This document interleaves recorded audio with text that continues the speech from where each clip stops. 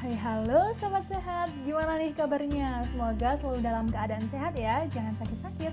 Pada video kali ini kami dari kelompok 2A Praktik Komunikasi, Informasi, Edukasi, Farmasi FKUB akan memberikan informasi terkait hiperlipidemia. Tonton sampai habis ya. Hiperlipidemia adalah suatu kondisi di mana terjadi peningkatan kadar lipid dalam tubuh manusia, ditandai dengan LDL, kolesterol total, trigliserida yang lebih tinggi dari normal, atau kadar HDL kurang dari normal. Lalu gimana sih klasifikasi lipid tersebut dikatakan tinggi atau rendah? Yuk kita pahami lebih lanjut. Untuk kolesterol total, normalnya yaitu kurang dari 200 mg per dl. Untuk LDL sendiri, nilai normalnya yaitu kurang dari 100 mg per dl. Untuk HDL, nilai normalnya yaitu 40 hingga 60 mg per dl, sedangkan untuk trigliserida sendiri yaitu normalnya kurang dari 150 mg per dl. Sobat sehat, tahu nggak sih apa aja faktor penyebab dari hiperlipidemia ini? Hiperlipidemia dibedakan menjadi dua berdasarkan penyebabnya, yaitu primer dan sekunder.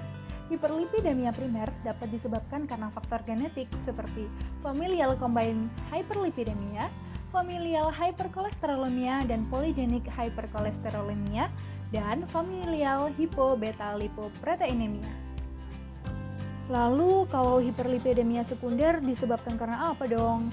Hiperlipidemia sekunder bisa disebabkan karena hipotiroid, sindrom nefrotik, diabetes mellitus, sindrom metabolik, penggunaan obat-obatan seperti progestin, steroid anabolik, kortikosteroid, dan beta blocker. Faktor risiko hiperlipidemia ada beberapa macam loh ternyata.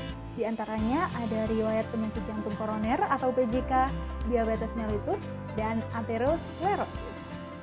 Oke sahabat sehat, tadi kita udah bahas ya mengenai penyakit hiperlipidemia. Gak lengkap dong ya kalau misalnya kita belum membahas mengenai manajemen terapinya. Jadi terapi lini pertama untuk hiperlipidemia ini sebenarnya dapat diatasi dengan terapi non-obat. Untuk lebih jelasnya, yuk check it out.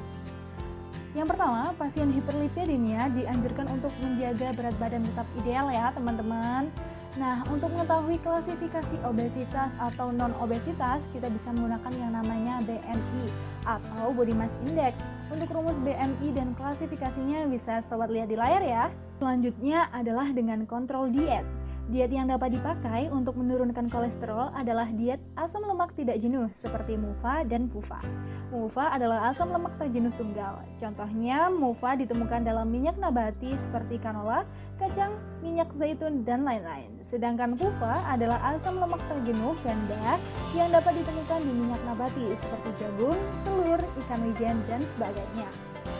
Selanjutnya, sobat sehat jangan lupa melakukan aktivitas fisik, perbanyak olahraga dan kurangi rebahan ya. Dan hindari rokok juga ya sobat sehat, karena dengan menghentikan rokok dapat meningkatkan konsentrasi kolesterol HDL sebesar 5 hingga 10%. Lalu, apabila terapi non-obat belum cukup ampuh untuk mengatasi hiperlipidemia, sobat sehat bisa mulai mempertimbangkan untuk terapi obatnya. Tapi mungkin sahabat sehat bertanya-tanya ya, sebenarnya kapan sih diperlukan terapi obat untuk mengatasi hiperlipidemia ini?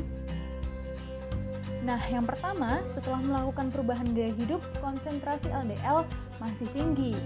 Selanjutnya, mengalami infark miokard akut, memiliki resiko penyakit kardiovaskular tinggi dan sangat tinggi, serta memiliki penyakit DM tipe 2 dengan umur kurang dari 40 tahun.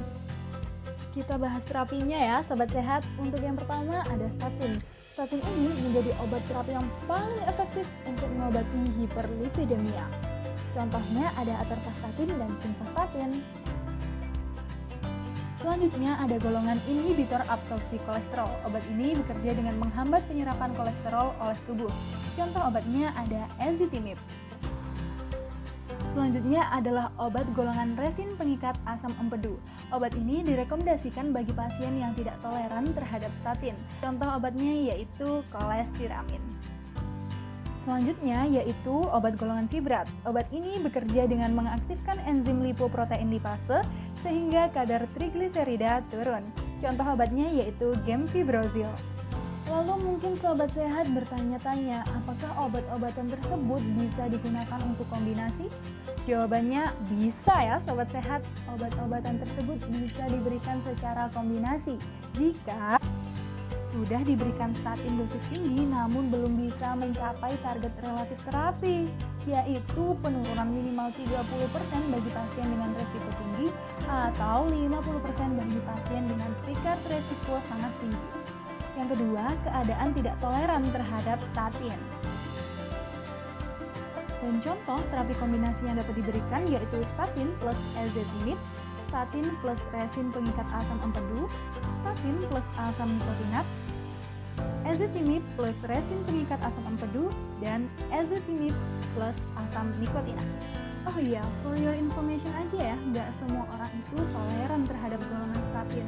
Terus gimana dong solusi apabila tidak toleran terhadap statin? Ada beberapa pilihan. Yang pertama, terapi tunggal dengan ezetimibe.